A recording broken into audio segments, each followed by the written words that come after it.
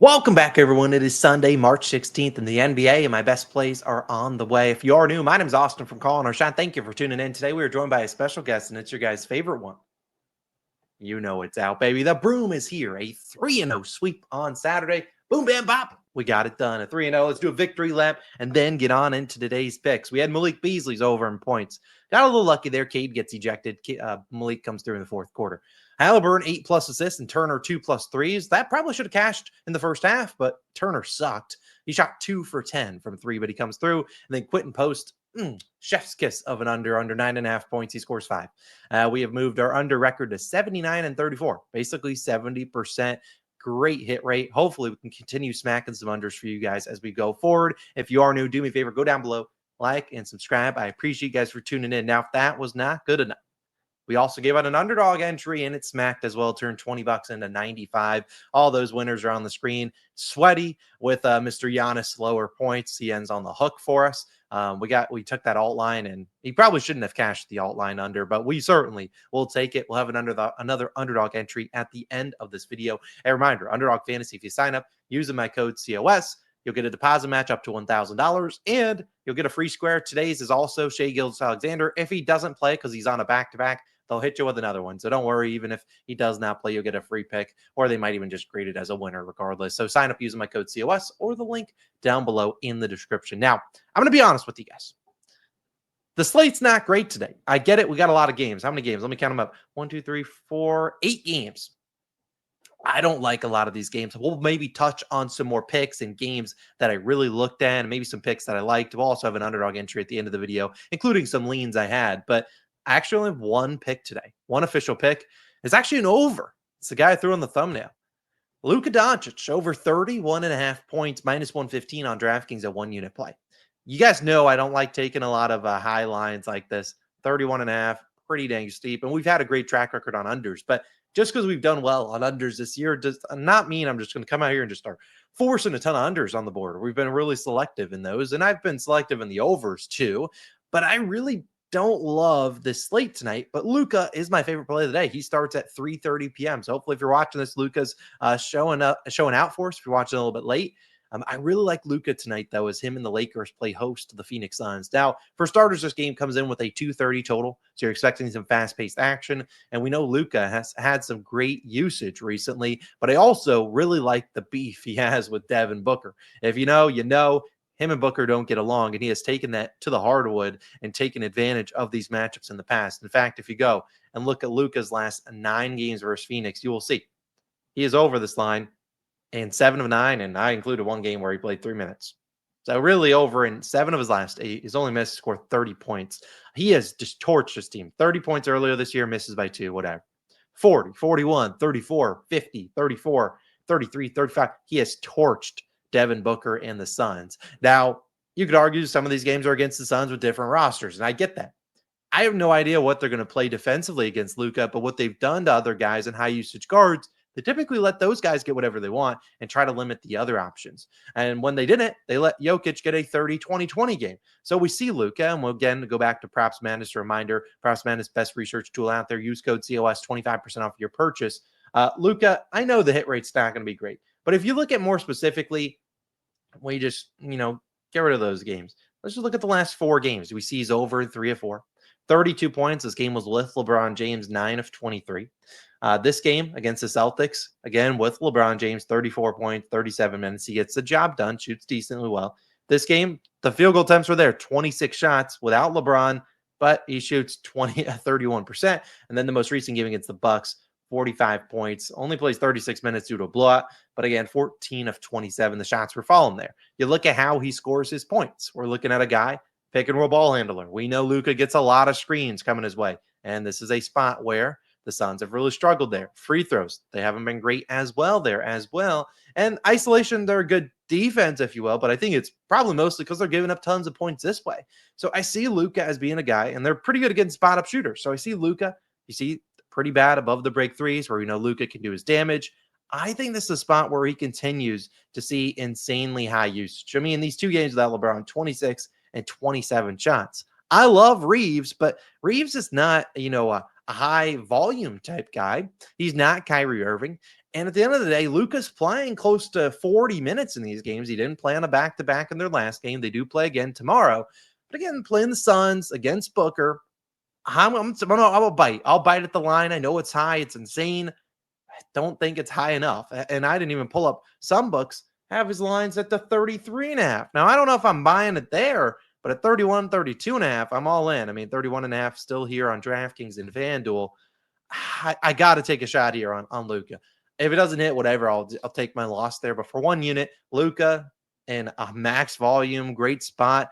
Only negative would be if the Suns decide to double team him or triple team him. They leave wide open shooters. I don't know if that's the meta to do against Luka, because if you're leaving wide open shooters, they're at home. You're probably going to see them shoot a higher percentage. So again, just want Luka to put the ball in the basket. He should play close to 36, 40 minutes tonight. Should get a lot of volume. Not even tonight, this afternoon. Luka, go dominate. I have faith in you. Now, I'm going to be honest. As I said, that's my only pick of the day.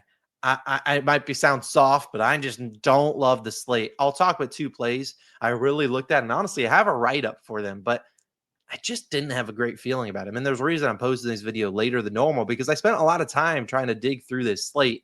Actually, we'll dive into our underdog slip, and then we will talk about our other plays that I might look at, maybe look at some other games. Here's my underdog slip. Reminder, code COS, 25% of your first deposit. They'll match it. And then the code COS, you'll get this SGA free pick.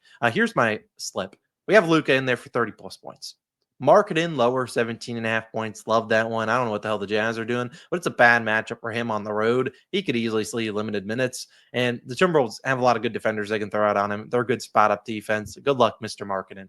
Zubac, I actually looked at his regular under. I think it's 17.5. Buying it up to 22.5, A plus. I'll take it there. Hornets have been one of the better teams defending the restricted area recently. Could see Norm Powell returning as well tonight. Don't like this matchup for Zubac. I like his under there. And then Trae Young, lower than 29.5 points. I like his regular line of 26.5. Bought a few points, which you can do on Underdog, which I love. I think he's going a lower than 29.5. So that turns $25 into 95, give or take. Reminder, code COS, you can tail me. You also get a match on your first deposit up to $1,000 and get that SGA free pick. Now, I'm going to go back to Props Madness. I'm going to talk about two plays that I had on my card, but something just feels off about them. I don't really love them 100%. I like them, don't love them. And those will be these two. Let's talk first about Franz Wagner. A reminder, code COS, 25% off your purchase, Props Madness. I liked his lower here, his under, 23.5. The reason I'm not buying into the under is because he is coming off a terrible game. We would know he took his under there, 4 for 16. He could bounce back. The reason I really like the under is he has historically struggled against the Cavs. You see that 17 and 19 this year. Last year really struggled. There's only 2 games he went over, 34 on 13 of 17. And then this game, 26 points, got 11 free throw attempts. I like it. Do I love it? No. But I do like that one. If you want another pick from me, that would probably be at my favorite under. Another pick I do like, I like Dyson Daniels tonight. I like his PRA line. I think you can get 23.5. This is another one I really looked at. Looked at his points as well. He's coming off a couple duds. You know, he didn't get it done here. But I do want to note, you got to look at Karis LeVert. Well, Trae Young's probable. Karis LeVert's currently questionable. Karis doesn't play even better. But when he's played with Karis and with Niang, assuming those guys suit up, he's over in 6 of 13 at the line, 1 on the hook. But I really like this matchup for him. You know, how he scores the basketball. The Nets love to double team opposing guards, which is why I kind of like Trae's under in points tonight. I like a guy like Dyson Daniels to be left open, get some opportunities. Did play them earlier this year at 22. Did go over in points, but didn't get a lot of rebounds and assists. But again, Jalen Johnson playing in those games. As for the other games, let's talk about them. We got Philly, Dallas. You couldn't pay me enough money to bet on this game. Now, I know there's going to be people on Quentin Grimes, revenge game. No, I'm just out. I'm just not betting on these trash teams. Orlando, Cleveland, kind of already talked about that one. Toronto, Portland.